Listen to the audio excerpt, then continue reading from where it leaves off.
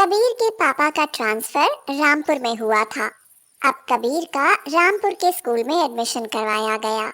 नया स्कूल था और पुराने साथी सभी छूट चुके थे, इसीलिए कबीर बहुत उदास रहता था।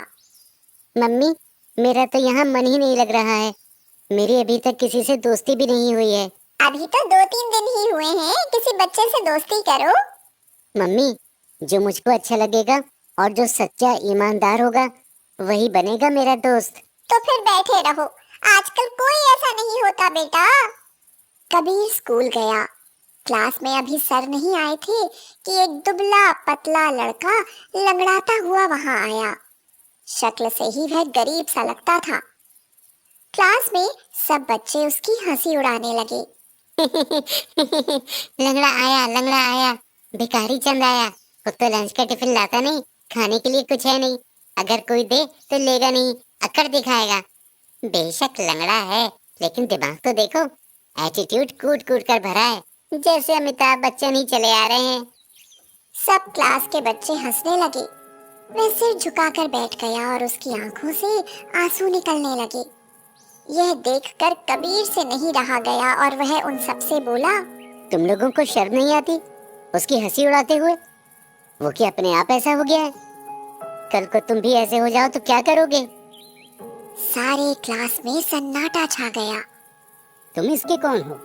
तुम इसकी तरफदारी क्यों कर रहे हो? कबीर से फिर नहीं रहा गया। वह उठकर खड़ा हो गया और बोला, मैं इसका कोई नहीं हूँ, लेकिन इंसानियत के नाते किसी का मजाक नहीं उड़ाना चाहिए।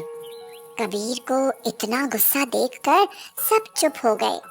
तब तक सर आ गए और पढ़ाई शुरू हो गई। क्लास खत्म होने के बाद जैसे ही सब लोग बाहर निकले, उन बच्चों ने उस लड़के को घेर लिया और उसको पीटने लगे। कबीर जब क्लास से बाहर निकला तो उसने देखा कि वह लड़का जमीन पर पड़ा हुआ था और सारे लड़के उसको मार रहे थे। कबीर उन सबके पास पहुंचा और जोर से बोला, खबरदार, जो किसी ने इसको मारा तो। उसे देखकर सभी लड़के वहां से भाग गए। कबीर ने उस लड़के को उठाकर खड़ा कर दिया। तुम इनको मार नहीं सकते, तुम्हारा नाम क्या है? वह लड़का अपने आंसू पोंछता हुआ बोला, मेरा नाम विवेक है। मैं इनसे कमजोर हूँ, मैं इनको कैसे मार सकता हूँ? मैं समझ गया, ताकत में तुमको कमजोर समझकर ये तुमको मारते हैं, लेकिन अब नहीं मारेंगे। धन्यवाद दोस्त। पिछले साल सड़क पर मेरा एक्सीडेंट हो गया था, जिससे मेरे पैर की हड्डी टूट गई थी, बहुत ज्यादा डैमेज हो गई थी। ऑपरेशन से भी ठीक नहीं हुई, इसलिए मैं लंगड़ा हो गया। रो मत, एक्सीडेंट तो किसी के साथ भी हो सकता है। कबीर के मन में उसके लिए बहुत ज्यादा हमदर्दी हो गई थी।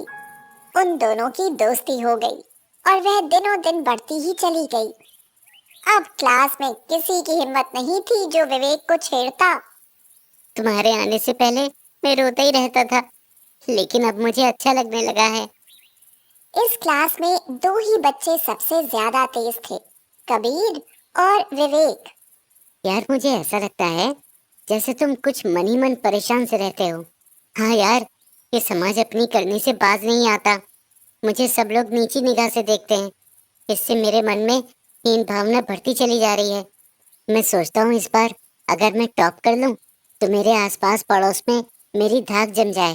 तो टॉप तो तुम करोगे ही, इसमें परेशान होने की क्या बात है? बस दिन रात पढ़ाई करो। लेकिन विवेक भी जानता था और स्कूल के सब बच्चे जानते थे कि कबीर को हराकर विवेक टॉप नहीं कर पाएगा।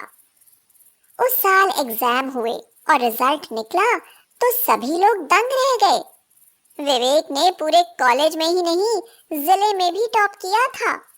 कबीर दूसरे नंबर पर था। विवेक कबीर के पास मिठाई का डिब्बा लाया। कबीर ने उसे बधाई दी तो विवेक उसके गले लगकर रो पड़ा। यार, ये तूने क्या किया? मैंने क्या किया? कुछ भी तो नहीं। मुझसे झूठ मत बोल यार, ये तूने ही किया है। पेपर में ऐसा कुछ नहीं था जो तुझे आता नहीं था। इसका मतलब है तूने 2 नंबर का क्वेश्चन छोड़ दिया, तो मेरे नंबर भी कहाँ कमाए हैं? मैं भी टॉप पोजीशन पर हूँ, सिर्फ तुझसे ही तो नीचे हूँ, और तेरे सामने हार कर मैं अपने आप को जीता महसूस कर रहा हूँ यार। देख, आज तेरा अखबार में फोटो छपा है, सब लोग तुझे बधाई देने आ रहे हैं। आज तेरी हंसी उड़ाने वाले तेरी तारीफ कर रहे हैं। ये सब तेरी ही बदौलत हुआ है यार। तूने मुझे आसमान पर पहुंचा दिया। अगर मेरे रहते हुए तू हीन भावना से घिरा और लोगों ने तेरा मजाक उड़ाया और मैं तेरे लिए कुछ नहीं कर पाया, तो फिर मेरी दोस्ती बेकार है। एक क्वेश्चन छोड़ दिया तो मैं तेरे चेहरे पर हंसी ला सका, तेरे लिए समाज में इज्जत ला सका, तो ऐसे मेरे 100 नंबर कुर्बान है। अब विवेक को सभी लोग आदर की निगाह से देखते थे। विवेक और कबीर अपनी पढ़ाई पूरी करते गए।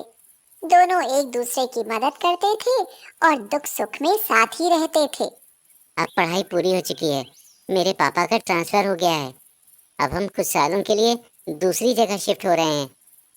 कबीर चला गया और उन दोनों की मुलाकात हुई एक अजीब से मोड़ पर। एक गवर्नमेंट फूड कंपनी के मैनेजर की पोस्ट की लिखित परीक्षा हो चुकी थी और आज इंटरव्यू था।